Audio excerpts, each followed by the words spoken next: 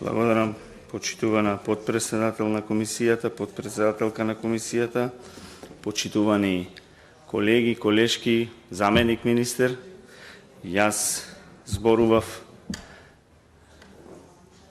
на пленарната седница во однос на Законот за урбанистичко планирање. Еве тука ќе дадам моje видување на овој предлог на закон за измени на Законот за градење, во кој што се предвидува градби од стратешки интереси, тоа државни патишта, да не се спроведуваат според тековните нормални процедури, туку да се оди со скратување, односно со целосно заобиколување на одредени постапки по овој закон.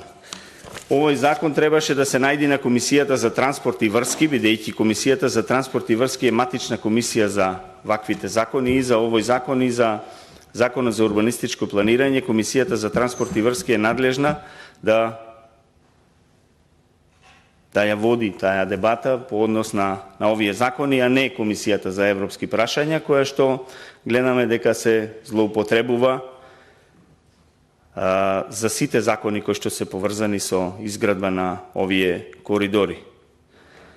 Така да се повикувате на Европската Унија, се повикувате на усогласување на нашите закони со Европската Унија, а доставувате тука до нас празни кореспондентни табели за сите овие закони. Иста ваква празна кореспондентна табела имаше и за Законот за урбанистичко планирање. Еве го, тука сме со Законот за градење, еве таа празна кореспондентна табела, каде што нешто фамозно имате изнајдено за делумна усогласеност, односно никаква усогласеност, почитувани колеги. Нема усогласеност никаква, затоа што нема ниту една друга држава во Европската Унија која што сака да гради автопати со вакви закони и со рушење на целокупниот систем од државата и на институции, и на закони, и на се останато, само да се протуркаат на брза лента овие закони, затоа што некој чека да ги оствари провизиите. Ако ги слушаме сите дебати и се она што се зборува околу овие закони, на крај ќе заклучиме дека важно е да поминат законите за да можат да се испумпаат провизиите, а после за изведбата ќе се мислиме. Така и оваа кореспондентна табела за јавноста да е запозната, и ова е само со подпис, а подпис не се знае ни од кого е. Јас и на пленарната седница му кажав на министерот, доколку сте во право, еве тука е заменикот министер, доколку сте во право дека сето ова што го правите е исправно, зошто не стои тука подпис, име, презиме, кој стои за оваа кореспондентна табела? Зошто се бега од тоа? Се бега од одговорност, заменик министер. Јас знам од што се бега. Затоа тука имаме некој фамозен подпис што не наликува ниту на подпис. Затоа е ова. Затоа што некој бега од одговорност. Сака да се поминат само законите, а одговорноста да остане некаде заборавена. Но нема да е заборавена, да верувате. Секој што се огрешил, ќе си одговара. Ќе си одговара согласно законите во оваа држава, затоа што во оваа држава мора да профункционираат законите, бидејќи во Европа со беззаконие никој не прима. Во Европа не се оди со беззаконие и со владење на една мала група на луѓе, на политичари, дали премиер или заменик премиер, кои што комплетно го рушат системот во оваа држава само за остварување на нивни лични интереси, провизии и сето останато.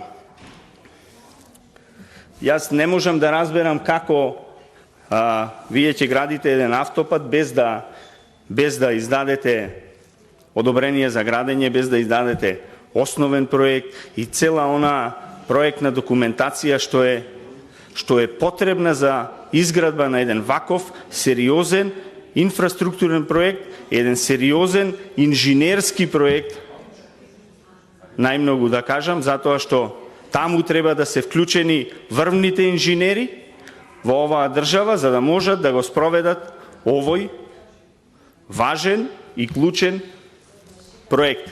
Но, за жал, вие, како што кажав и на пленарната седница, вие сте ја заобиколиле комисијата на овластените архитекти и овластените инженери. Најважното тело во Република Македонија која треба да се занимава со овие закони, вие комплетно сте го заобиколиле. Не сте ги ни прашале за мислење. Не сте ги ни прашале за мислење врвните инженери во оваа држава. Дали тоа се архитекти, градежници, геодети, таму се собрани, таму е собран кремот на инженерството во Република Македонија. Тие се тие луѓе кои што најдобро знаат дали може да се изгради еден автопат со урбанистички проект, дали може да се изгради еден автопат без основен проект.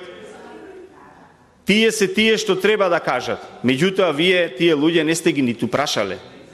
Тие земале, сами го разгледале законот и ви доставиле еден допис и до вас и до нас, во кој што јасно ви кажуваат дека вака како што сте наумиле не се гради автопат. Вака само ќе ги доведете во прашање и безбедноста и сигурноста на граѓаните, затоа што ќе доведете во прашање квалитетот на изградба на овие автопатишта што мислите дека ќе ги изградете, а вака сигурно нема да ги изградете. Како ќе изградите еден автопат кога вие не знаете ниту трасата каде е? Не знаете каде поминува трасата, немате проект, немате ниту идеен, ниту основен, ништо немате. Сте предвиделе урбанистички проект, ниту тој го немате. Вие комплетно не знаете каде е трасата. Дали знаете, еве, да дојдиме до тоа како сте стигнале до таа 1.300 милиони плюс 300 милиони експроприација? Дали знаете колку мостови ќе има на таа траса? Дали знаете колку тунели ќе има? Колку виадукти ќе има? Колку потпорни зидови ќе има на тој? Дали знаете колку ископ ќе има на тоа? Не знаете. Дали знаете колку насип ќе има?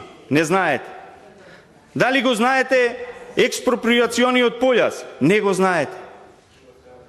Како сте утврдиле 300 милиони евра вие за експроприација, а не го знаете експроприациониот појас? Како? Не знаете ни с какво земјиште ќе поминува, не знаете ниту култура на тоа земјиште, не знаете ниту класа на тоа земјиште. Како сте предвиделе 300 милиони евра? Одукативно. Му кажав и на министерот таму на седница, ние геодетите имаме една метода, кога ќе појдиме на терена, ќе го заборавиме инструментот, ќе го заборавиме и метрото, и имаме една метода, таа се вика одукативна метода. Со таква метода вие сакате да изградите автопат. Со одукативна метода. Сакаме да градиме автопат, ќе оди автопатот од Тетово до Букојчани. Каде ќе оди тој автопат? Па не знаеме, ќе проектираме од сега со урбанистички проект, па кога ќе дојде време, ќе видиме каде ќе оди, ќе ви кажиме. Градиме автопат на кафе Муавет. На кафе Муавет. И не ви верува, вие не си верувате што гласате, затоа што не знаете ни што гласате, колешке. Дали знаете што гласате? Дали го видовте вие договорот за да видите што е содржано во тој договор? Па од тој договор произлегуваат овие закони што вие така ревносно ги браните тука на говорницава. Па и кога ќе го спомнам Артан Груби, сите се нафрлувате да го одбраните Артан Груби, координаторот на овој проект, главниот и министер за транспорт и врски, и вице-премиер, и премиер, и министер за политички систем, и се останат, уште доктор не знам дали е станат. Уште поп и оџа да го ставиме и готово, сме завршиле сите функции. Тоа беше едно време за Бранко, така се зборуваше, сега за Артан Груби ќе се зборува. Молам, колега.